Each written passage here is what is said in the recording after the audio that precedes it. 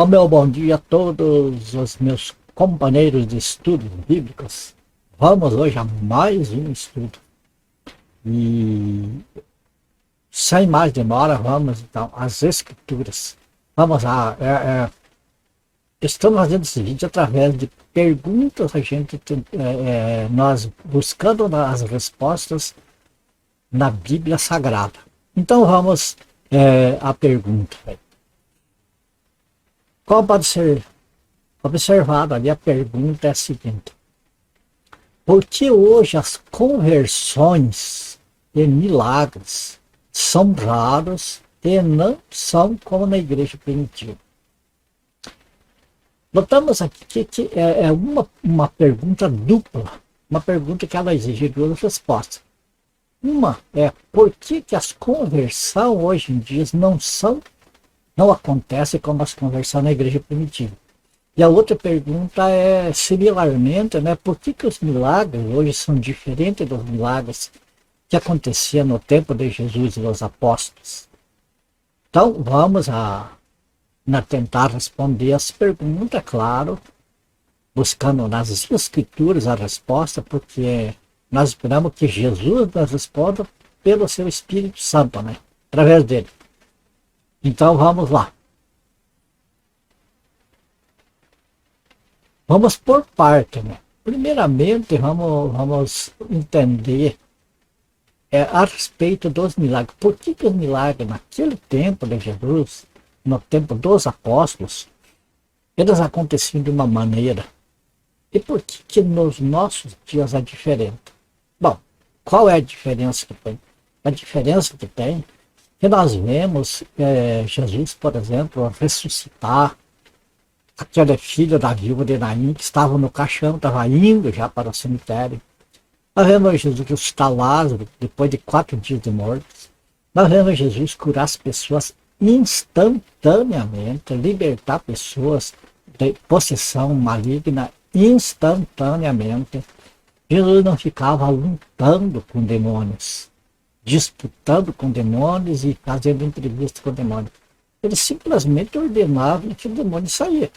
Vemos isso naquela a parte daquele gadareno lá, que quando aqueles demônios que estavam no gadareno viram Jesus, eles já ficaram apavorados. E chegaram a pedir para o Senhor Jesus que o Senhor Jesus mandasse eles para os porcos, para eles terem um corpo para estar ali possuindo aquele corpo, E os milagres que acontecem hoje, o que é que a gente vê? Além, no tempo de Jesus, Jesus curava todos. A Bíblia diz que ele curava todos os que procuravam ele. Todos. Nós vemos que nos tempos de agora, a maior parte do que lotam as igrejas curandeiras, a maior parte está lá, sempre lá, procurando, buscando. Quando diz que não concedeu aquela cura que queria, aí vem a desculpa, a tua fé é pequena, você não tem fé. O que depende para curar? Jesus não curava pela fé dos outros, ele curava pela fé dele. Era dele que saía a virtude para a cura e não da pessoa que ia ser curada. Compreende?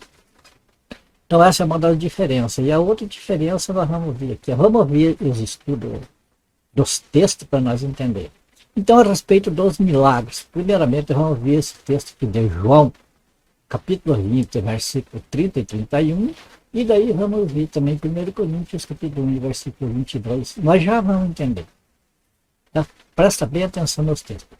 Verdadeiramente, Jesus realizou na presença dos seus discípulos muitos outros milagres que não estão escritos neste livro, na Bíblia. Não estão. Então, o que acontece? Jesus não fez só aqueles milagres que estão escritos na Bíblia. Fez muitos e muitos.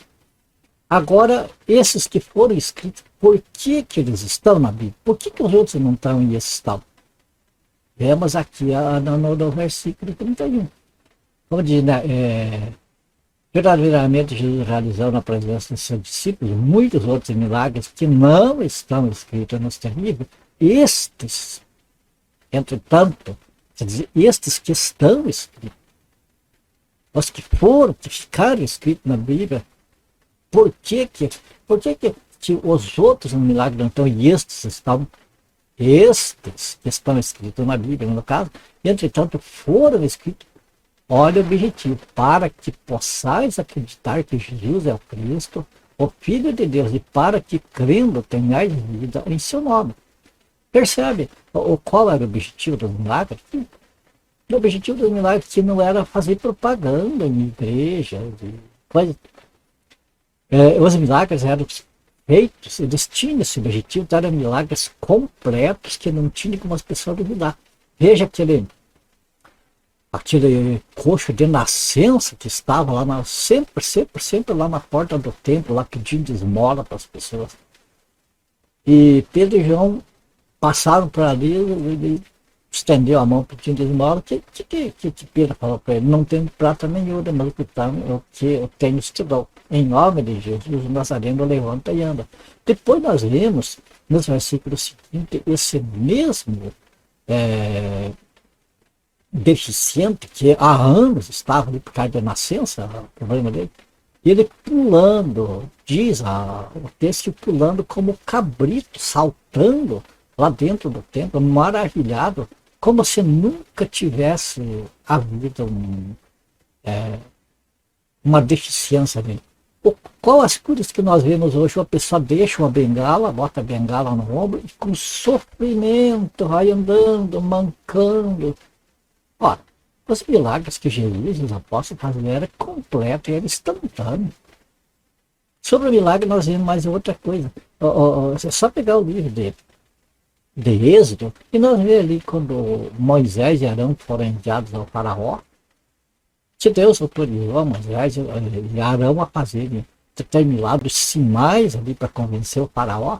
O faraó chamou os feiticeiros dele lá, os magos lá da parte do capeta, e faziam coisas semelhantes, parecidas com as coisas que Moisés e Arão faziam da parte do Senhor. Então há uma similaridade entre as coisas que Deus faz e as coisas que o capeta faz por trás de enganos. Só que as coisas que Deus faz são completas.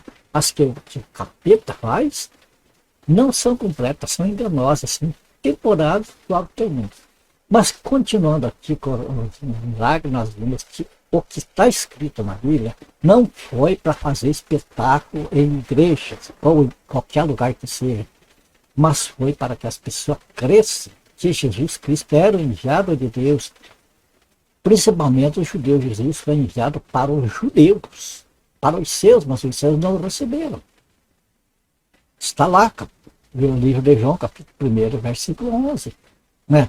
Então, o que aconteceu? Os milagres. Por que Jesus fez esses milagres?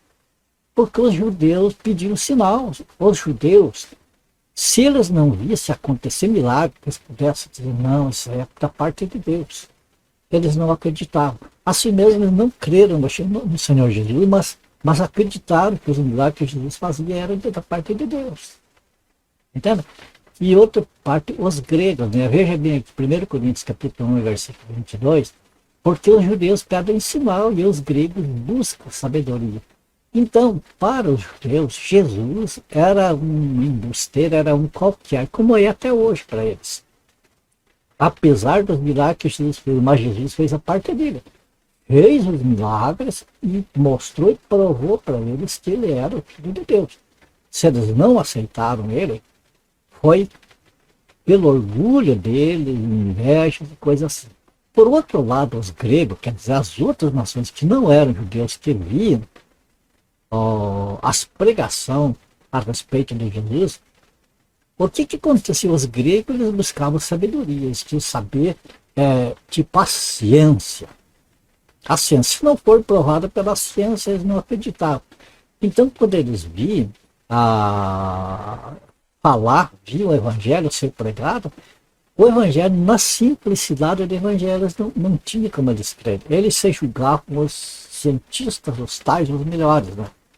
Então, como que eles iam acreditar na simplicidade do evangelho? Como que eles iam acreditar que um homem lá ia dar vida para salvar a humanidade toda que cresce nele? Então, Para os judeus, Jesus tinha que fazer sinal para eles crerem. Para os gregos, era para que, vendo os sinais, eles pudessem pelo menos crer no poder de Deus. Porque na palavra do Evangelho eles não podiam acreditar. Para eles, Jesus era um ignorante. Os apóstolos eram tudo ignorantes, eles é que eram os sábios. Percebe? Então, através dos milagres, esses milagres ficaram escritos para essa finalidade, para que as pessoas vendo os milagres crescem no Senhor Jesus, então, crendo, se salvassem. Agora, o que acontece? Esse milagre durava enquanto os apóstolos estavam vivos. Depois que os apóstolos morreram, amados, os milagres passaram a ser suspeitos. Deus pode fazer Jesus ao mesmo ontem, hoje, eternamente. Mas não como é anunciado hoje. Para ser espetáculo, para ser isca, chamariz. Não é para isso, não. Jesus não veio para fazer milagre, ele fez para que as pessoas entendessem que ele era o Filho de Deus. Mas o objetivo que Jesus veio a este mundo foi para salvar o pecador, para justificar o ímpio. Compreende? Para salvar aqueles que não tinham condição de se salvar. Entendido o porquê dos milagres, vamos agora por que a igreja primitiva se convertia 3.000 almas num só dia, com a pregação do evangelho e os sinais que os apóstolos faziam. Por que as pessoas se juntavam em multidões para ouvir o evangelho e serem curados? Tudo. Nós vamos ter que entender algumas outras coisas antes para poder chegar a essa resposta. Nós vamos ter de entender sobre dispensação, o tempo da graça. E vamos entender também a parábola da grande seita. Vamos a essas duas partes. Dispensação, o tempo da graça, o que é? Nós vemos na Bíblia que Deus, dentro do tempo, ele colocou um tempo específico para a igreja, onde ele plantou a igreja dentro de um espaço de tempo, né? Deus criou um espaço de tempo dentro do tempo, e ali ele implantou a sua igreja. Então, nós vamos entender isso aqui primeiramente. Nós vamos em Efésios capítulo 2, versículo 8, o que está escrito lá? Porque pela graça, veja bem, a gente fala de graça, pela graça sois salvos por meio da fé, e isso não vem de vós, é dom de Deus. Ou seja, dentro do tempo da eternidade, Deus criou um tempo que se chama graça, onde Deus, então, colocou no coração dos salvos a fé. E os salvos, então, através dessa fé, eles alcançam a graça de Deus. Dentro desse tempo, eles alcançam o favor de Deus, que ninguém merece, ninguém tem, por meio da fé. E fica claro ali que tanto a graça, esse favor que Deus fez por nós, como a fé que vai alcançar a graça, é Deus que deu. Então, isso significa, já que qualquer pessoa descartada de, eu aceitei Jesus porque o meu coração é bom, porque eu resolvi aceitar Jesus. Não, nada disso. Deus escolheu e Deus trabalhou, fez todo o trabalho para nós ser salvos. Nós não entramos com nada a não ser com o pecado que sacrificou o Senhor Jesus. Tá? Então, o que nós temos que ter? Deus criou um tempo chamado graça. Agora veja que Zacarias, capítulo 11, versículo 10, o que Deus diz? Tomei a vara é o tempo. Tomei a vara chamada graça, veja que é a mesma coisa. E aqui, para anular a minha aliança que eu fizer com todos os povos. Ou seja, Deus criou um tempo chamado graça, que aqui é chamado de vara, né? Fez uma aliança com todos os povos. Deus não foi tratar com ninguém, ele fez por conta dele. Ele falou, eu sacrifico meu filho, eu faço tudo. O Senhor Jesus falou, eis-me aqui, estou aqui para fazer a tua vontade, e assim seja. Então, essa aliança que Deus fez, uma aliança incondicional, porque é uma aliança que Deus fez tudo e não precisou mais fazer nada, né? Só que esse tempo chamado graça, dispensação da graça, aqui chamado vara, que é uma aliança, o Senhor falou que quebrou. Quer dizer, ele está dizendo que eu quebrei, mas lá na frente, esse quebrado da vara, ou seja, o fim do tempo da graça, vai terminar no arrebatamento da igreja. Quando a igreja foi arrebatada, a igreja saiu daqui, acabou o tempo da graça. É. Porque é Deus que determina tudo, não é nós que fazemos. Tanto, e daí também Deus, quando a igreja, né, for arrebatada, fecha o tempo da graça aqui, acaba a oportunidade das pessoas se salvarem pela graça. Vai ter salvação lá no milênio, mas vai ser coisa para outro estudo. A graça termina com o arrebatamento. Veja aqui o que diz Romanos capítulo 11, versículo 25. Porque não quero, irmãos, que ignoreis este segredo, para que não aproximar de vós mesmos, que o endurecimento veio em parte sobre Israel, até que a plenitude dos gentios haja entrado. Um outro negócio que nós vemos aqui é, durante esse tempo chamado dispensação da graça, é o tempo, olha, Israel era o povo de Deus escolhido. Jesus veio falando para eles que se arrependessem, para então concluir a salvação. Eles rejeitaram o seu Messias. E o que aconteceu? João, capítulo 1, versículo 12, mas todos quantos o receberam, deu-lhes o poder de serem feitos filhos de Deus, aos que creem no seu nome. Então, o que aconteceu? Quando Jesus veio para os judeus rejeitaram ele, o crucificaram, mataram, ele ressuscitou ao terceiro dia e tal. E então, começou nessa rejeição dos judeus, que os judeus rejeitaram o seu Messias, então Deus começou a trabalhar nos gentios, nas outras nações que não eram salvos, que não eram o povo de Deus, que era um povo separado. Então Deus começou a trabalhar nesse povo e trazer eles para a salvação através da fé, do sacrifício do Senhor Jesus. E veja bem, tem um tempo, que é o tempo da graça, para a entrada dos gentios na salvação, serem salvos através da graça mediante a fé. Então há um tempo, e como há um tempo, como eu falo ali de plenitude, significa quantidade, significa plenitude, significa que encheu, transbordou, ficou pareio, lotou. Então, qual é a duração do tempo da graça? Quando que a igreja vai ser arrebatada? Ninguém sabe, só Deus sabe.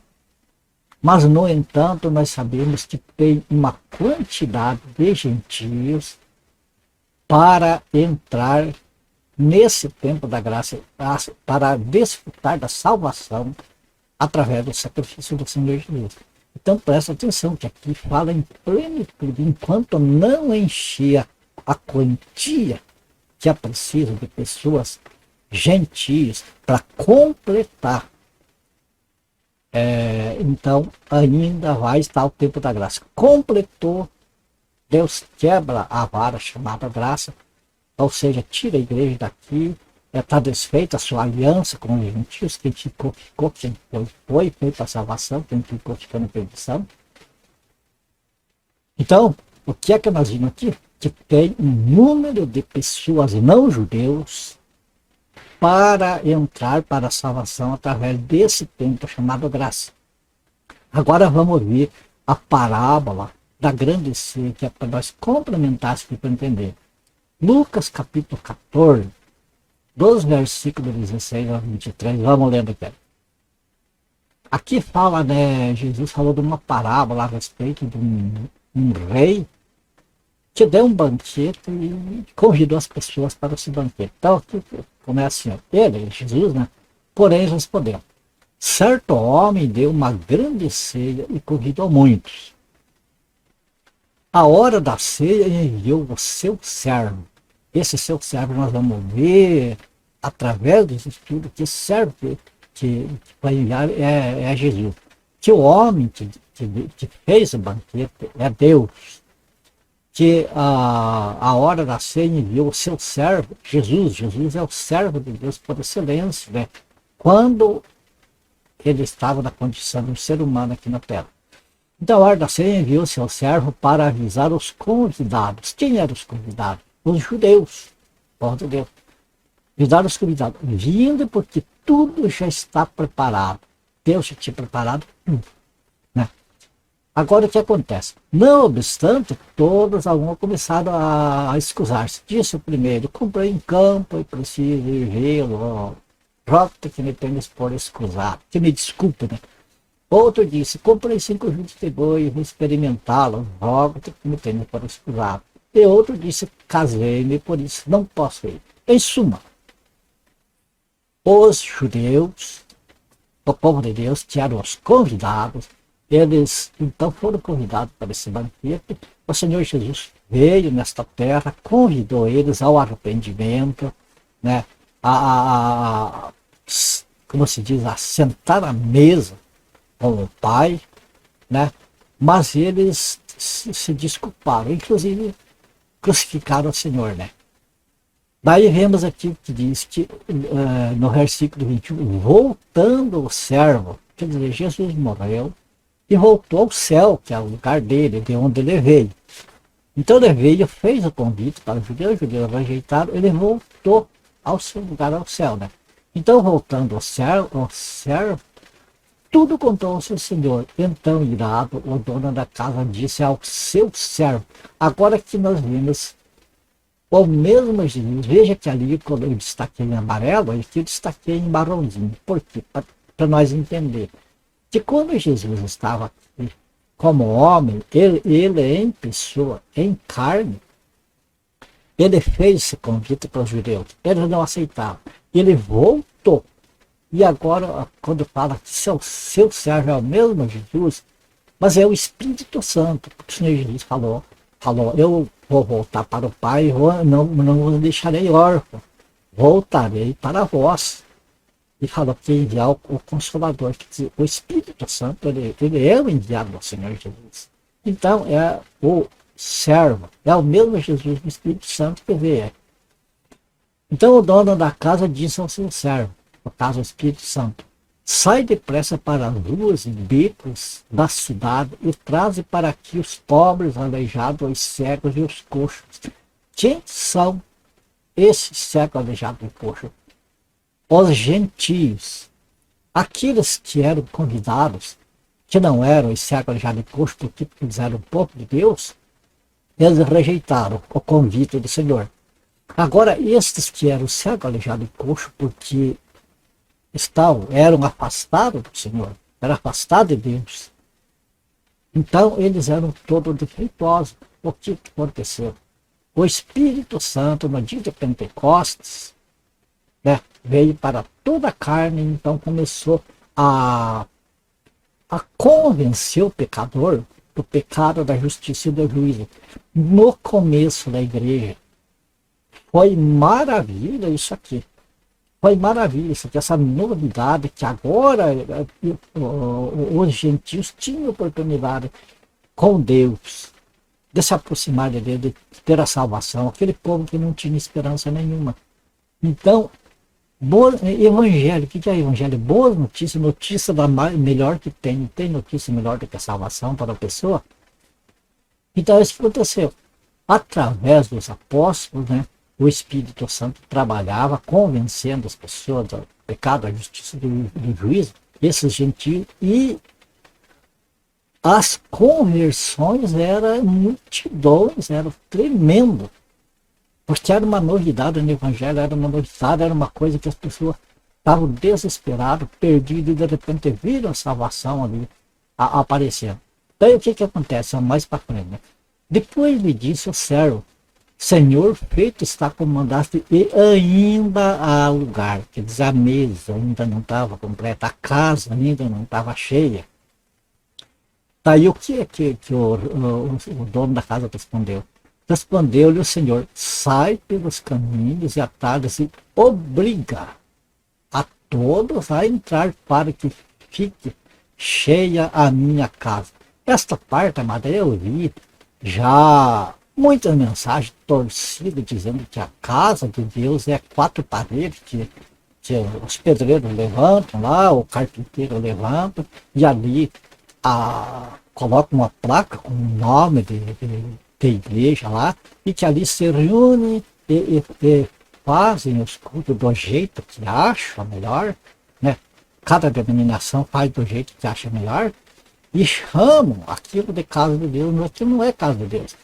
Casa de Deus, aqui veja bem, que é a totalidade dos salvos. É a igreja do Senhor, a igreja, não uma denominação, é a igreja do Senhor, os salvos, os escolhidos. Se completa isso aqui, a igreja arrebatada está pronta a casa de Deus, morada do Espírito. Então, aqui a chamada foi, primeiro, aquela chamada de Pentecostes e ali do tempo dos apóstolos, onde foi anunciado o evangelho, o pessoal corria para a salvação para Jesus Cristo.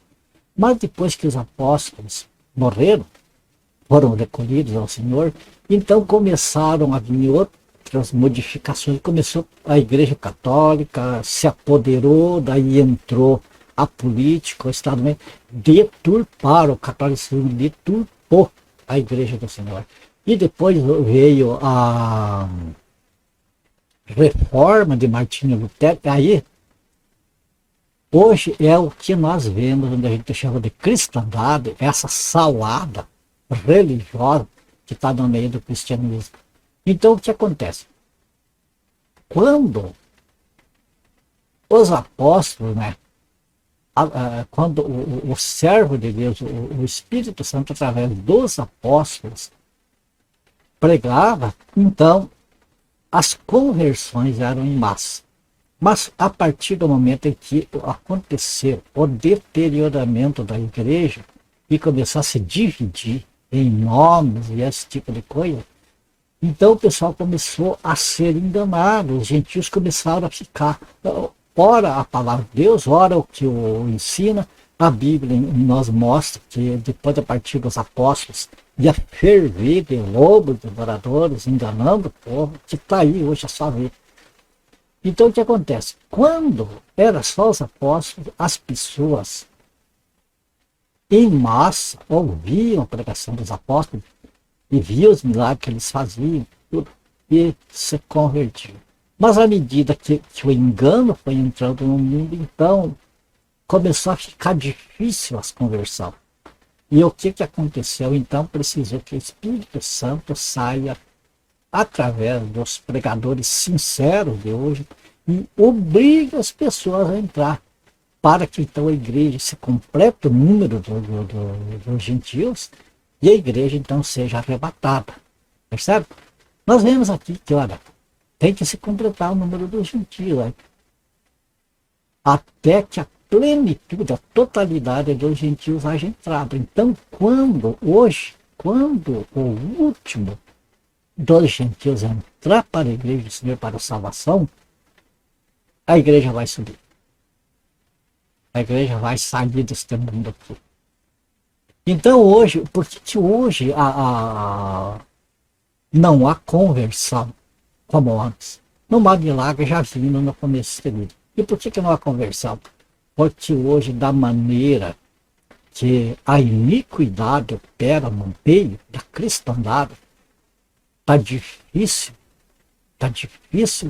de uma pessoa que não é convertida se converter, porque as pessoas já estão com a mente cauterizada com as pregações tendenciosas que eles escutam. Então eles já creem, já começam a crer mentira. Então é preciso obrigar, quer dizer, é preciso insistir para que eles compreendam, né? Então, sai pelos caminhos e atalhos e obriga a todos a entrar para que fique cheia a minha casa, para que se complete a igreja, que é a casa do Senhor, que não é as paredes que levantam, que ficam adorando, idolatrando essas paredes aí, né? A casa do Senhor é a igreja. Então, quando se contar, olha, para que fique cheia a minha casa, veja como dá certinho, olha. Enquanto não entrar plenitude, enquanto não se completar o número de gentios salvos, não enche a casa. Não enche a casa. Jesus, ele vai voltar, só Deus sabe a hora. Ninguém sabe. Porque enquanto não entrar o último gentil, a igreja não vai subir. A igreja vai subir quando entrar o último gentil. Tudo isso é coisa que Deus faz. É dele.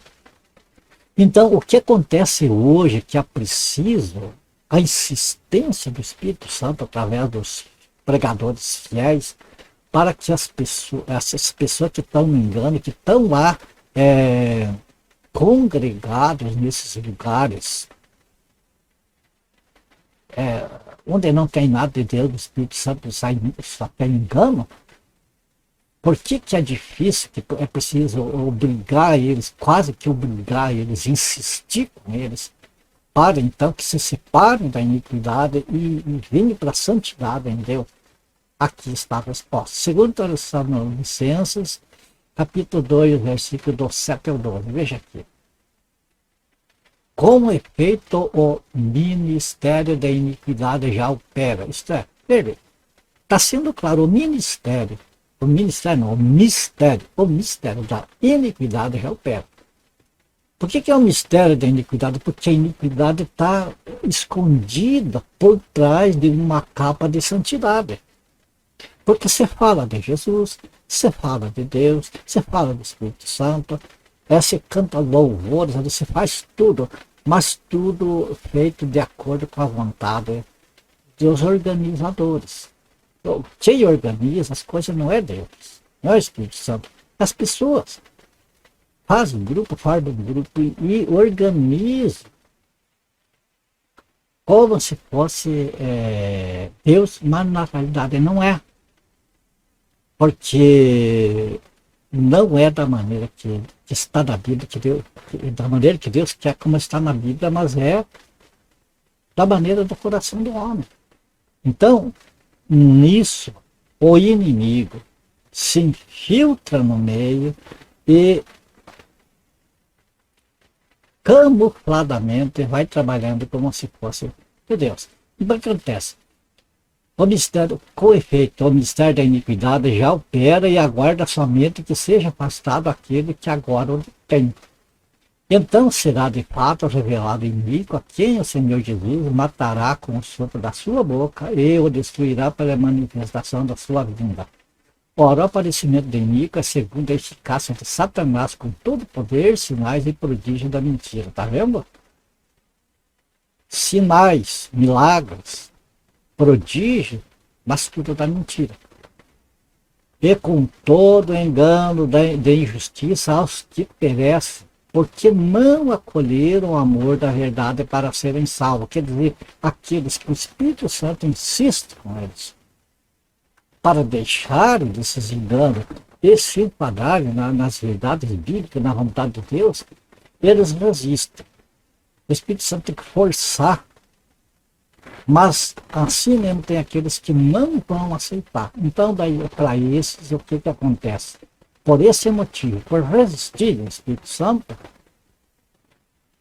Deus lhes manda a operação do erro para dar um crédito à mentira. Quer dizer, Deus se abandona então aquilo que o coração deles quer, a fim de serem julgados todos quantos não deram crédito à verdade, antes, pelo contrário, deleitaram-se com a injustiça. Então você percebe por que hoje as conversões são poucas? Existem muitas conversões aí, onde enchem rios de pessoas se batizando, mas se batizando no engano, infelizmente. A gente não pode julgar que todos estão no engano, mas o que ocorre que no meio da cristandade está misturado os salvos e aqueles que resistem ao Espírito Santo, que acreditam mais naquilo que eles aprenderam, diferente do que está na Bíblia, do que acreditar no que está na Bíblia. Então, o que acontece? há alguns poucos que então o Espírito Santo convence eles ali do erro, da mentira, convence eles do pecado, da justiça e do juízo, que naqueles lugares ali o que está acontecendo é pecado e que o Senhor vai julgar o dia que o juízo vai ser aplicado ali. Aqueles que se convencem disso caem fora e vão buscar no Senhor, na palavra dele, o que eles precisam. Então, no começo da igreja, é aquela parte onde o servo foi e anunciou, né, que os convidados rejeitaram, então vêm todos aqueles vieram para o banquete. E tem aqueles que ouviram outras coisas lá e foram acompanhando pelas outras coisas. Então agora o Espírito Santo está saindo buscando os pingados assim, no meio da cristandade, para completar a igreja do Senhor, o tempo da graça, onde então Deus recolherá a igreja dos salvos. Vamos concluir aqui. Então, por que os milagres hoje não acontecem como acontecia no tempo de Jesus dos apóstolos? Nós vimos a resposta que os milagres que Jesus apóstolos fazia não era para exibição, não era para espetáculo, não era para satisfazer a vontade das pessoas de ter mais saúde, quero ter saúde, quero ser rico, quero isso. Os milagres eram apenas para provar, através do milagre, que Jesus era o Filho de Deus, era o Salvador prometido. Primeiro, para os judeus. Como os judeus não aceitaram, então os gentios entraram nesse gancho. Os judeus não aceitaram em parte.